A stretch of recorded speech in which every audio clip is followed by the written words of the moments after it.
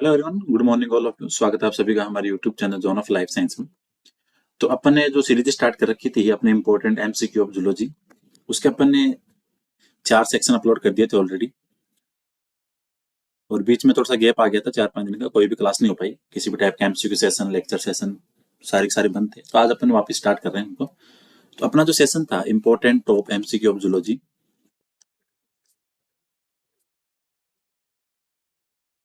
उसमें अपन ने अभी तक 135 क्वेश्चन सोल्व कर लिए हैं।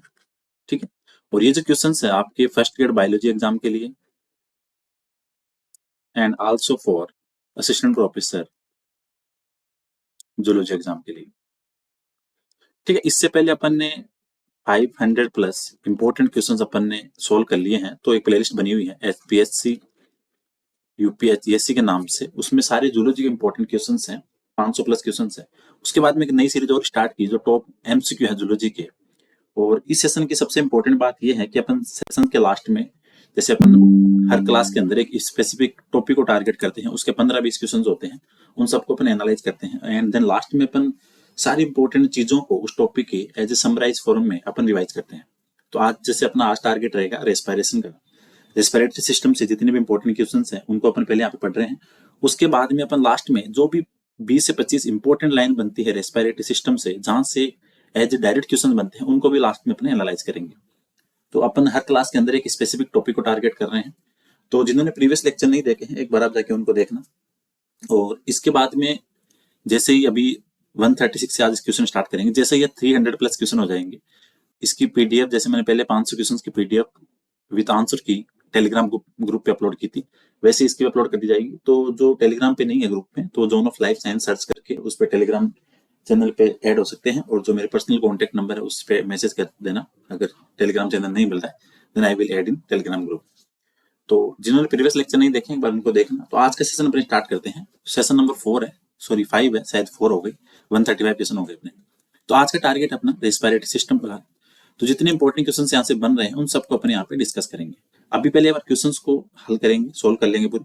लास्ट में अपन सारे रेस्पिरेटरी सिस्टम को जल्दी जल्दी रिवाइज कर लेंगे जो बातें काम की। देखो ये पहला क्वेश्चन है 136, करेक्ट अबाउट CO2 ट्रांसपोर्ट। तो आपकी कार्बन डाइऑक्साइड का जो ट्रांसपोर्ट है वो आपको बताना है कि कैसे कैसे हो रहा है। तो कॉमन सी बात है, आपको पता है जो आपका कार्बन डाइऑक्साइड का जो ट्रांसपोर्ट है वो 3 फॉर्म के अंदर होता है। बेसिक बात करें तो 3 फॉर्म होती है अपनी कार्बन डाइऑक्साइड की ट्रांसपोर्ट की। तो एक तो जो आपकी ब्लड प्लाज्मा के साथ में, ठीक है, फिर दूसरी आपकी कार्ब अमीनो हीमोग्लोबिन के रूप में, और जो सबसे ज्यादा मैक्सिमम ट्रांसपोर्ट होता है वो होता है बाइकार्बोनेट फॉर्म में। और इस लाइन से क्वेश्चन बनता ही है कि मैक्सिमम जो कार्बन डाइऑक्साइड का ट्रांसपोर्ट है वो किसके फॉर्म में होता है। तो वो होता है आपके 72% in the form of bicarbonate ions. तो यहाँ पे पूछ रहा है कि आपको करेक्ट बताना है। तो 5 से 7% तो होता है आपके प्लाज्मा के रूप में। ठीक है, ये आपको ध्यान रखना है। प्लाज्मा के अंदर आपका जो कार्बन डाइऑक्साइड है वो वाटर से रिएक्शन करके आपका बना लेता है फिर आपका क्या, कार्बोनिक एसिड। तो 5 से 7% तो हो गया आपका प्लाज्मा के रूप में, 23% हो गया आपके कार्ब अमीनो हीमोग्लोबिन के रूप में। ठीक है। तो इसके अंदर जो आपका कार्बन डाइऑक्साइड है वो आपके हीमोग्लोबिन के साथ में, जो हीमोग्लोबिन का अमीनो ग्रुप है उसके साथ में रिएक्शन करके कार्ब अमीनो हीमोग्लोबिन बनाता है। सेकंड भी सही है, 70 to 72% in the form of bicarbonate. तो आपका बाइकार्बोनेट फॉर्म के रूप में सबसे ज्यादा ट्रांसपोर्ट होता है वो होता है आपके बाइकार्बोनेट फॉर्म में। सो आपके तीनों के तीनों स्टेटमेंट आप सही है, सो ऑल आर करेक्ट। सबसे इंपॉर्टेंट चीज आपको ये ध्यान रखनी है यहाँ पे कि एक तो इनके परसेंटेज, तो सबसे ज्यादा हो गया आपका बाइकार्बोनेट फॉर्म में 70 to 72%, ये आपको ध्यान रखना है। ठीक है। और इसके लिए जो इंपॉर्टेंट एंजाइम होता है वो होता है कार्बोनिक एनहाइड्रेज, जो आपका आरबीसी के अंदर सबसे ज्यादा पाया जाता है। तो आपको इन चीजों को ध्यान रखना है। तो सबसे ज्यादा बाइकार्बोनेट के रूप में, सबसे कम प्लाज्मा, और ये तीनों फॉर्म ध्यान रखनी है। So according to the 3 option, option number 4 will be correct, क्योंकि यहाँ पे सारी बातें सही है। So D option will be right. अगला क्वेश्चन है फाइंड आउट करेक्ट स्टेटमेंट। यहाँ पे आपको करेक्ट स्टेटमेंट बताना है। आपको देखो सिंपल 3 चीज ध्यान रखनी है कि आपका जो 1 ग्राम हीमोग्लोबिन है वो 1.3 ml ऑक्सीजन कैरी करेगा। एक तो ये लाइन ध्यान रखो। ठीक है। दूसरी चीज, 100 ml ब्लड में, यहाँ से देखना तो इक्वेशन को, सारी इस गणित को समझना। जो आपका 100 ml ब्लड है उसके अंदर हीमोग्लोबिन कितना है, 15 ग्राम। और तो अपन ये कह रहे थे कि 1 ग्राम हीमोग्लोबिन आपका ऑक्सीजन लेके जाता है 1.3 ml। 1.34 ml approximately. ठीक है, ये बात हो गई कि 1 ग्राम हीमोग्लोबिन लेके जाएगा 1.34 ml ऑक्सीजन, और 100 ml ब्लड के अंदर हीमोग्लोबिन कितना हो गया, 15 ग्राम। तो अपन ये कह सकते हैं कि 100 ml ब्लड आपका कितना कैरी करेगा ऑक्सीजन। ठीक है, तो आप ये कह रहे हो कि 1 ग्राम हीमोग्लोबिन आपका कैरी कर रहा है 1.34, और 100 ml ब्लड के अंदर हीमोग्लोबिन आपका कितना है, 15 ग्राम। तो अगर अपन इसको कैलकुलेट करेंगे तो अपना रेशियो आता है 19.4 ml या अप्रोक्सीमेटली 20 ml, ये कह सकते हैं। अब देखना, तो आपको ध्यान रखना है 1 ग्राम हीमोग्लोबिन कैरी करेगा आपका कितना, 1.3 ml ऑक्सीजन, सही बात है।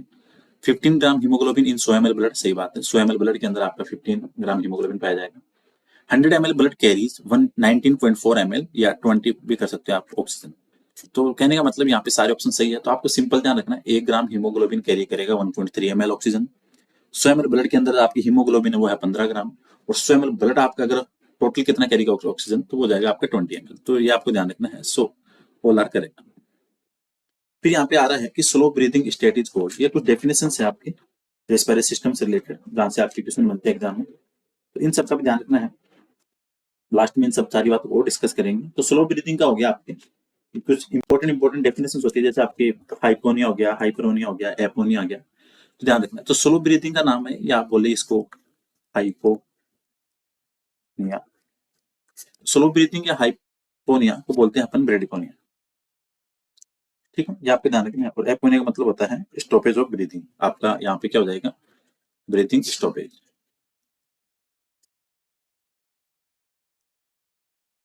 ठीक है, और डिस्पोनिया का मतलब होता है पेनफुल ब्रीथिंग, जहाँ पे जब आप सांस लेते हो तो दर्द होता है साथ में। और यूफोनिया होता है मतलब नॉर्मल ब्रीथिंग, जो अपन डेली विदाउट एनी पेन जो अपन इनहेल करते हैं और एक्सेल करते हैं, जो ब्रीदिंग होती है नॉर्मल, उसको बोलते हैं यूफोनिया। तो स्लो ब्रीदिंग का मतलब हो गया ब्रेडिपोनिया। तो आपको ध्यान रखना है। तो राइट आंसर क्या होगा आपके option number A. The structure prevent food entry in respiratory tract. जो आपके डाइजेशन ट्रैक से जो आपका फूड है वो आपके इसके अंदर नहीं जाए, उसको क्या बोलते हैं। तो आपके ऐसे एक स्ट्रक्चर होती है जिसको बोलते हैं एपिग्लोटिस। ये क्या करेगा, आपके फूड को रेस्पिरेटरी ट्रैक के अंदर नहीं जाने देगा। सो राइट आंसर क्या होगा, option number C. Gases exchange in human body takes place in. जो आपके रेस्पिरेशन के टाइम पे मेनली तो गैस का ट्रांसपोर्ट होता है। तो गैस के ट्रांसपोर्ट में आपको दो चीजें ध्यान रखनी है। एक तो होता किसमें है, एल्वोलाई में, और जो नॉर्मली प्रोसेस होती है वो होती है डिफ्यूजन प्रोसेस। गैस एक्सचेंज किससे होगी, एल्वोलाई के अंदर। So right answer option number A. अगला क्वेश्चन है, which one is not perform respiration by general body surface. आपको जनरल बॉडी सरफेस के द्वारा कौन से ऐसा फाइलम है यहाँ पे जो जनरल बॉडी सरफेस से रेस्पिरेशन नहीं करेगा। अब बात ये निकल के आती है कि जनरल बॉडी सरफेस से रेस्पिरेशन की करने की जरूरत कहाँ पड़ रही है। ये जरूरत वहां पड़ती है जहाँ पे आपके रेस्पिरेटरी सिस्टम अपसेंट होगा। तो आप ध्यान रखो, प्रोटोजोआ, पोरीफेरा, सिलेंट्रेटा, ट्रिनोफोरा, प्लेटियलमंथी, एस्केलमंथी, इनके पास में रेस्पिरेटरी ऑर्गन्स क्या होंगे, अपसेंट है।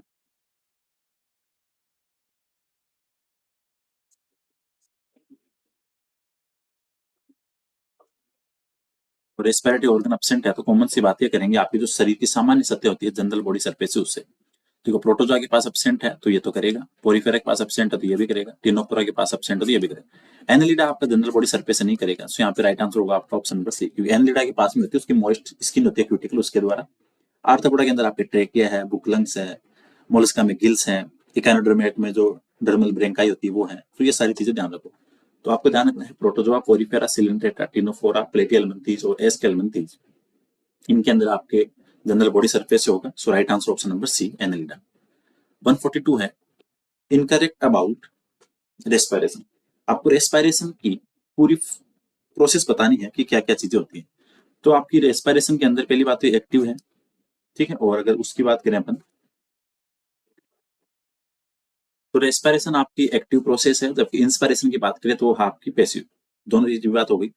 आपके रिब्स के अंदर, रिब्स के बीच में जो मसल्स पाई जाती है जिनको बोलते हैं कोस्टल मसल, जो एक तो होती है आपके एक्सटर्नल इंटरकोस्टल मसल और एक होती है इंटरनल इंटरकोस्टल मसल। तो ये दोनों चीजों को थोड़ा ध्यान रखना है। पहली बात ये इंपॉर्टेंट है। तो यहाँ पे आपको रेस्पिरेशन के दौरान आपकी जो सिंपल सी प्रोसेस है उनका थोड़ा ध्यान रखना है कि कौन सी चीजें होती है। तो जब आप सांस लेते हो इंस्पायरेशन के टाइम पे आप एक्टिव फेज है, पहली बात ये होगी। दूसरी चीज यहाँ पे आपके कॉन्ट्रेक्शन होगा मसल्स का, ये चीज, और इसी की वजह से, और मसल्स कौन से, इंटरकोस्टल मसल्स जो आपके रिब्स के बीच में पाई जाती है, ठीक है, इंटरकोस्टल मसल्स पाई जाती है। एक होती है आपकी एक्सटर्नल इंटरकोस्टल मसल और एक होती है आपकी इंटरनल इंटरकोस्टल मसल्स। तो इन मसल्स के अंदर कॉन्ट्रेक्शन होगा और एक्टिव फेज है, तो पहली बात, पहला ऑप्शन सही है। दूसरा आपके कॉन्ट्रेक्शन होगा, और कॉन्ट्रेक्शन होने से जो आपके थोरेसिक चैम्बर है उसका वॉल्यूम बढ़ेगा, और इसी कॉन्ट्रेक्शन की वजह से आपका जो स्टर्नम है और रिप्स है वो क्या होगी, आपकी नीचे की तरफ जाएगी, थोड़ा बाहर की तरफ खींचेगी। तो आपका स्टर्नम क्या होगा, 1.5 सेंटीमीटर नीचे की तरफ जाएगा। ये आपको रेशियो ध्यान रखना है, कई बार क्वेश्चन आ जाता है कि जो आपका स्टर्नम है उसका रेशियो कितना डाउन जाएगा, तो वो जाएगा आपका 1.5 सेंटीमीटर।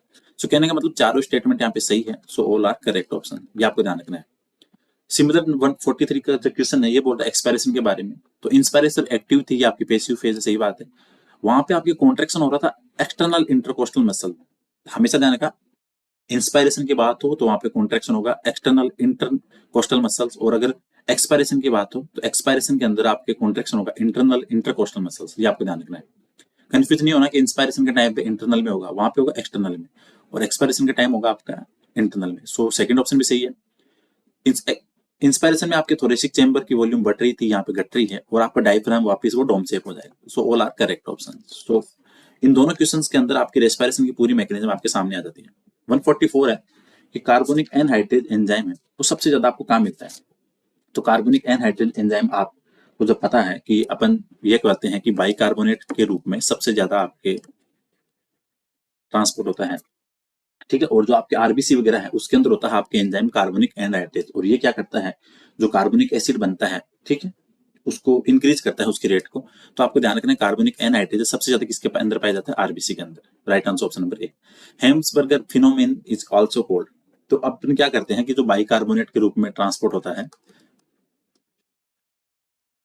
ठीक है, बाइकार्बोनेट के बाद में क्या होगा, ये आपका डिवाइड हो जाता है किसके अंदर, एक तो कार्बोनेट के अंदर, बाइकार्बोनेट के अंदर, ठीक है, और एक आपका हाइड्रोजन आयन के अंदर। तो इन दोनों का जो आपके प्लाज्मा के अंदर बैलेंस का जो रेशियो है, ठीक, उसको बोलते हैं अपन क्लोराइड शिफ्ट, ठीक है। तो ये क्या होगा, आपका जो हेम्स बर्गर फिनोमिना है, ये एक साइंटिस्ट के नाम पे पड़ा हुआ है, इसको बोलते हैं क्लोराइड शिफ्ट, और इसी का नाम आपके Hamburger phenomenon. So right answer option number A. CO2 bounds to alpha beta chain of haemoglobin to form, ठीक है। ये बोल रहा है कि आपका जो कार्बन डाइऑक्साइड है वो आपकी हीमोग्लोबिन के अल्फा बीटा चेन से बाइंड हो रहा है, तो उसको बोलते हैं अपन कार्ब अमीनो हीमोग्लोबिन, ठीक है। जो अपन बोलते हैं कि आपका 20% आपका ट्रांसपोर्ट होता है कार्ब अमीनो हीमोग्लोबिन में, तो उसके अंदर आपका जो CO2 है वो आपको हीमोग्लोबिन के साथ बाइंड होता है, तो then we will word use as a carbaminohaemoglobin. So right answer option number B. Haemoglobin अपन क्या करते हैं, हीमोग्लोबिन का रिलेट करते हैं कि ब्लड के अंदर पाया जाता है आरबीसी में, तो देन अपन ये सोचते हैं कि ये ब्लड पिगमेंट होगा या सर्कुलेटरी पिगमेंट होगा, जबकि ये होता है आपका रेस्पिरेटरी पिगमेंट, ये ध्यान रखना है। So right answer option number B. फिर अगला क्वेश्चन आपके, इसके अंदर आपकी पूरी जो रेस्पिरेशन की वॉल्यूम है वो सारी की सारी यहाँ पे दी हुई है, ठीक है। तो टाइटल वॉल्यूम की वैल्यू होती है आपके 500 ml। ये वीडियो मैंने पहले डाला हुआ है, तो अगर उसको देख लेना, रेस्पिरेटरी वॉल्यूम के नाम से, उसके अंदर सारी चीजें करवाई हुई है कि कौन सी चीजें क्या किसके लिए कौन सा वर्ड यूज करते हैं। तो टाइटल वॉल्यूम हो गया आपके 500 ml। टाइटल वॉल्यूम होता है कि आपके जो नॉर्मल सांस ले रहे हो उस टाइम पे, नॉर्मल जो आपके रेस्पिरेशन उस टाइम पे टाइटल वॉल्यूम, दैट मींस आप जो नॉर्मल सांस ले रहे हो और वापस एक्सेल कर रहे हो तो उसका वॉल्यूम होता है 500 ml। IR भी होता है कि आप जबरदस्ती सांस ले रहे हो तो उसका वॉल्यूम होता है आपके, देखो अलग अलग है इसके अंदर, तो 2500 से लेकर 3000 तक आता है, लेकिन जो आइडल है अपन 2500 मानते हैं। AR भी मतलब आप फोर्सफुली सांस बाहर निकाल रहे हो तो वो होता है आपके 1500, कई जगह 1100 1700 भी दिया होता है, लेकिन बुक्स के अकॉर्डिंग 1500 या फिर 1100 1700 के बीच में आता है, ठीक है। रिजर्व फिर उसके बाद में आता है आपको वाइटल कैपेसिटी, ठीक है। ये होती है आपकी टोटल, आप IR भी मिलाओ AR भी मिलाओ प्लस टी भी मिलाओ तो ये आता है आपके 4000 के समथिंग, 4500। रेजिडुअल वॉल्यूम होती है वो होती है आपकी, रिजर्व वॉल्यूम वो होती है आपकी 5000 ml। टेल से होता है आपका टोटल आ जाएगा vital capacity plus residual volume, ये होता है 5500, ठीक है। तो ये आपको ध्यान रखना है। सो ऑल आर करेक्ट, इन वॉल्यूम का ध्यान रखना है। अगला क्वेश्चन आपके, oxygen deficiency in body tissue is called. आपके अगर बॉडी टिश्यू के अंदर आपके ऑक्सीजन की कमी है तो उसके लिए कौन सा वर्ड यूज करेंगे, तब आपका वर्ड यूज होता है आपका हाइपोक्सिया, ठीक है। ये सिंपल सिंपल से कुछ वर्ड हैं। तो हाइपोक्सिया का मतलब हो गया आपकी बॉडी टिश्यू के अंदर अगर ऑक्सीजन की कमी है तो होता है आप हाइपोक्सिया। हाइपोक्सिया कब हो सकता है, अगर आपके एनीमिया की प्रॉब्लम है, ठीक है, आपके एटमोस्फेयर के अंदर CO2 लो है, सॉरी O2 लो है और CO2 आपके ज्यादा है। तो ये 3 कंडीशन होती है आपके ऑक्सीजन डिफिशियंसी को लेकर, जिसको बोलते हैं hypoxia. Respiratory centre is located in, तो रेस्पिरेटरी सेंटर आपको पता है ये होता है आपके मेडुला ऑब्लिगेटा में। ठीक है, ये आपके ध्यान रखना। और एक होता है आपके न्यूमोटैक्सी सेंटर, यहीं से क्वेश्चन आता है एग्जाम में। तो न्यूमोटैक्सी सेंटर होता है आपके पोन्स के अंदर और रेस्पिरेटरी सेंटर होता है आपके मेडुला ऑब्लिगेटा के अंदर। ठीक है, ये कुछ सिंपल सिंपल से आपके क्वेश्चन थे। अब थोड़ी सी बातें कर लेते हैं तो इंपॉर्टेंट आपके रेस्पिरेशन को लेके, जहां से आपके एग्जाम में क्वेश्चन बनते हैं, जहां से डायरेक्ट आपके एज ए वन लाइनर चीजें बन जाती हैं, तो आपको ध्यान रखना है। तो अब थोड़ा सा डिस्कस कर लेते हैं आपके रेस्पिरेशन को लेकर कि क्या क्या इंपॉर्टेंट चीजें हैं। आप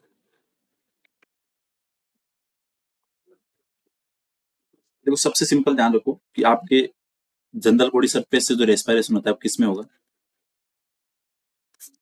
ये प्रोटोजोआ,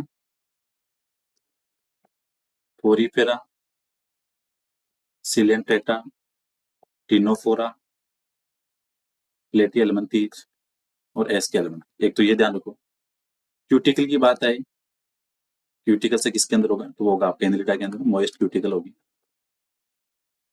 अगर बात आती है आपकी ट्रेकिया की, तो कॉकरोच वगैरह के अंदर, दैट मीन्स अपने कह सकते हैं इंसेक्ट के अंदर। बुकलंग्स आपके अर्कनिटा में।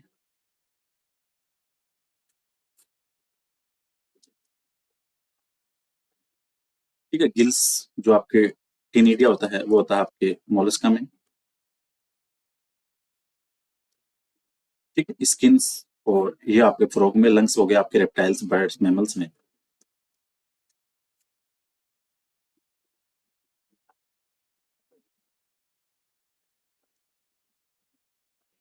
ठीक है, सिंपल सिंपल से कुछ चीजें हैं, इनका थोड़ा ध्यान रखो, यहाँ से क्वेश्चन बनता है आपके एग्जाम में। ठीक है, दूसरी चीज, अगर और यहाँ पे थोड़ी सी चीजों की बात करें जहाँ से आपके एग्जाम में कुछ इंपॉर्टेंट जो लाइनें हैं जहाँ से आपके क्वेश्चन बनता है, तो जो आपके गैसों का एक्सचेंज होता है वो होता है एल्वुलाई के अंदर।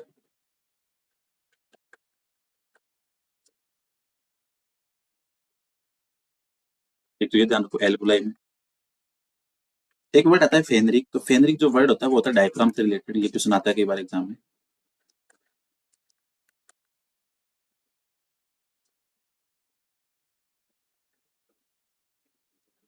ठीक है, ये आपको ध्यान रखना है। और जो आपके लंग्स के अंदर जो ऑक्सीजन का जो इंटर होता है वो होता है सिंपल डिफ्यूजन के द्वारा। तो oxygen in lungs bye simple diffusion, ये ध्यान रखो।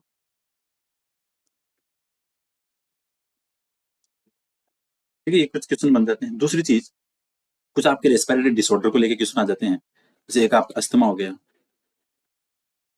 इसके अंदर क्या होता है? तो आपके इन्फ्लामेशन होता है आपके ब्रोंकाइस के अंदर, जो आपके ट्रेकियल मसल्स हैं उनके अंदर। तो यहाँ से क्या करते हैं, कई बार क्वेश्चन बन जाता है एग्जाम में। तो डिजीज जैसे आपके अस्थमा हो गया, एम्फेसिमा हो गया, ठीक है, ये क्वेश्चन बनते हैं आपके। तो inflammation and sperms in bronchioles. ठीक है, उसके बाद में एक आता है आपके एम्फेसिमा, जो आपके एल्वुलर वॉल है वो डैमेज होती है। ठीक है, जो बेसिकली होता है सिगरेट स्मोकिंग की वजह से, ड्यू टू सिगरेट स्मोकिंग। और होता है कि इसके अंदर एल्वुलर वॉल है वो डैमेज होती है।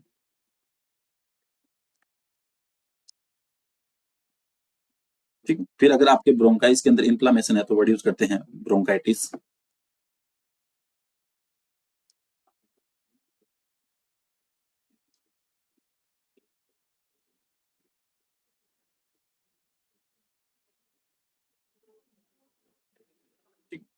और अगर आपके नेसल ट्रैक के अंदर इन्फ्लामेशन है तो उसको बोलते हैं राइनिटिस।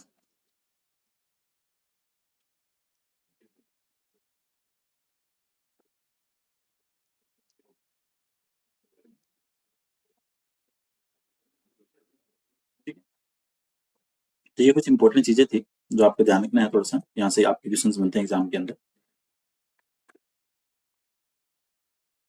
इसके बाद में जो आपके ट्रांसपोर्ट की बात हो गई, वो अपन ने पहले देख लिया था कि इसके अंदर क्या क्या ट्रांसपोर्ट होता है, कौन सी फॉर्म में होता है।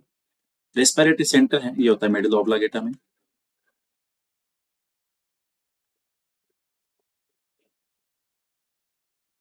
कार्बन डाइऑक्साइड का ट्रांसपोर्ट था, ऊपर वाले क्वेश्चन में बता दिया पूरा, उसको देख लेना एक बार। मेडुला ऑब्लांगेटा,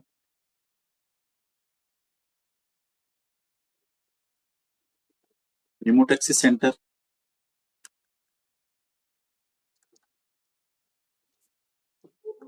ये होता है आपके फोन्स के अंदर। ये दोनों इंपॉर्टेंट चीजें, यहाँ से क्वेश्चन बनता है। दूसरी चीज, CO2 ट्रांसपोर्ट एक बार फिर लिख देता हूँ, 70% इन बाइकार्बोनेट। ठीक, उसके बाद में आपका 70% प्लाज्मा के रूप में, और 23 आपका कार्ब, अमीनो, हीमोग्लोबिन। तो तीनों फॉर्म आपको ध्यान रखनी है। सबसे ज्यादा मैक्सिमम होगा आपका बाइकार्बोनेट, ये डायरेक्ट क्वेश्चन बनता है आपका। ठीक है, तो ये थोड़ी थोड़ी चीजें हैं, इनका थोड़ा ध्यान रखना है। इंस्पायरेशन की बात होगी,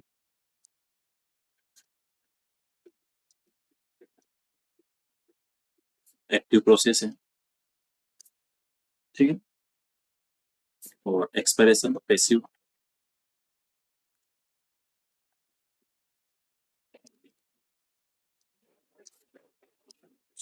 अगर फिनोमिना है वो आपके क्लोराइड शिप से रिलेटेड। ये कौन लाइनें हैं जहां से आपके क्वेश्चंस बनते हैं एग्जाम में।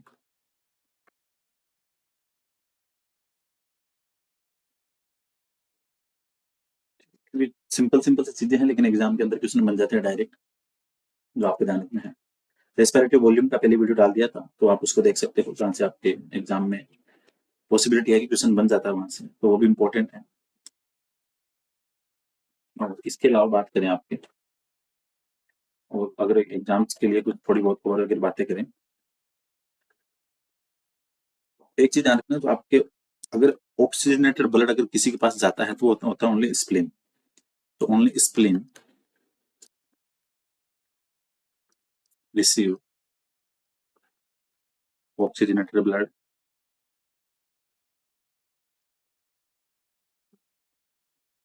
ठीक है, तो ये थोड़ी थोड़ी चीजें ध्यान रखना है।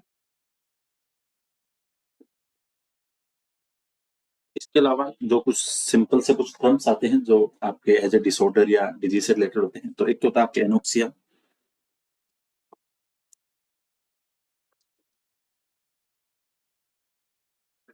नेक्स्ट मतलब होता है O2, जो आपके ऑक्सीजन की सप्लाई है वो टिश्यू के अंदर कम है, so less oxygen supply to tissue.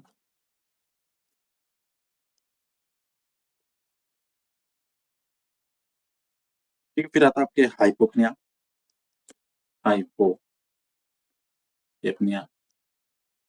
Hypo का नाम से पता चलता है मतलब कम की बात हो रही है, तो आपके CO2 लेस इन ब्लड, जो CO2 की कंसेंट्रेशन है ब्लड के अंदर वो कम है, तो अपन बोलेंगे उसको हाइपोकैपनिया। अगर हाइपर की बात होती तो मतलब ज्यादा,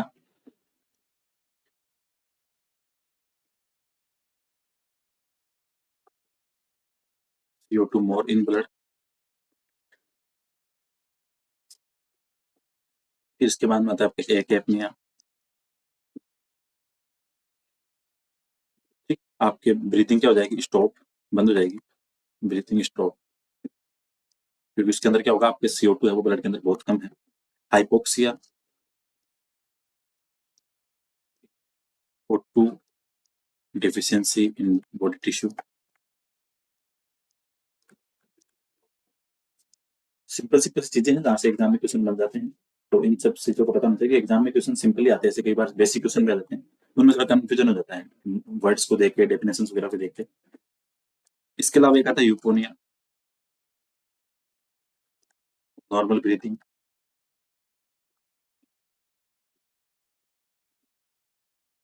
ठीक, जो होती है आपकी 12 से 16 पर मिनट। ठीक है, ये आपको ध्यान रखना है। और ये एडल्ट की बात है, जो हेल्दी एडल्ट है। अगर बच्चों की बात करें तो इन्फेंट्स के अंदर जो होता है आपके 44 पर मिनट, ये आपको ध्यान रखना है। और डिस्पोनिया होता है painful breathing.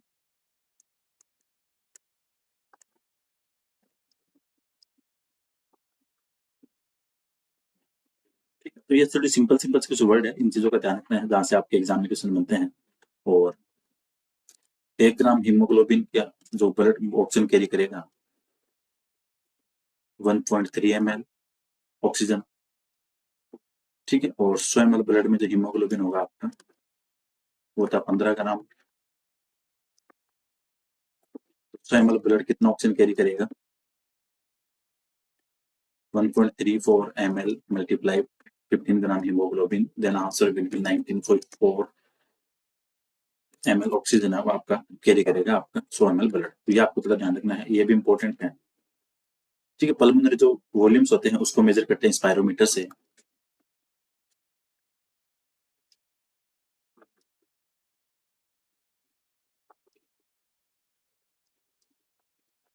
Measure by spirometer, ये आपको ध्यान रखना है।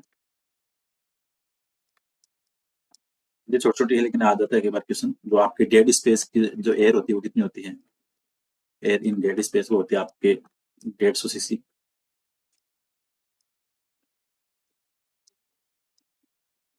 तो ये थे कुछ आज के इंपॉर्टेंट क्वेश्चंस, और वॉल्यूम वगैरह के सारे क्वेश्चन पहले करवा दिए, सारे इंपॉर्टेंट बातें करवा दी जहाँ से आपके क्वेश्चंस बन सकते हैं। तो पॉसिबिलिटी ये है कि यहाँ से आपके क्वेश्चन बन जाते हैं। और एक आपके जो लेरिंग्स के साथ में कार्टिलेज होते हैं, एक उसका ध्यान रखना, जो सार्टोनिन होता है कार्टिलेज और सार्टोनिन होती है आपकी स्मॉलेस्ट कार्टिलेज ऑफ लेरिंग्स। तो सार्टोनिन का मतलब आते समझ जाना, लेरिंग्स की बात कर रहे थे, स्मॉलेस्ट कार्टिलेज ऑफ लेरिंग्स।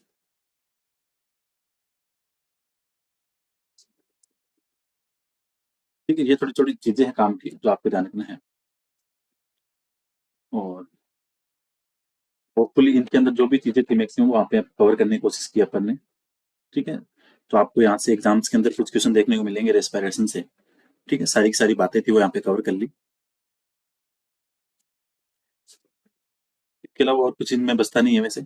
और इसके बाद में रेस्पिरेशन के लिए अलग से एक वीडियो बना देंगे जिसके अंदर कम टाइम के अंदर सारी बातों को पूरा कवर कर लेंगे, जहाँ से आपकी चीजें सारी की सारी देखने को मिल जाएगी, ठीक है। तो होपफुली ये सेशन आपके लिए इंपॉर्टेंट रहेगा। वीडियो को शेयर भी करना, लाइक भी करना, और प्रीवियस वीडियो अगर नहीं देखा है तो उसको देखना, आपको काफी बेनिफिट इनके अंदर देखने को मिलेगा।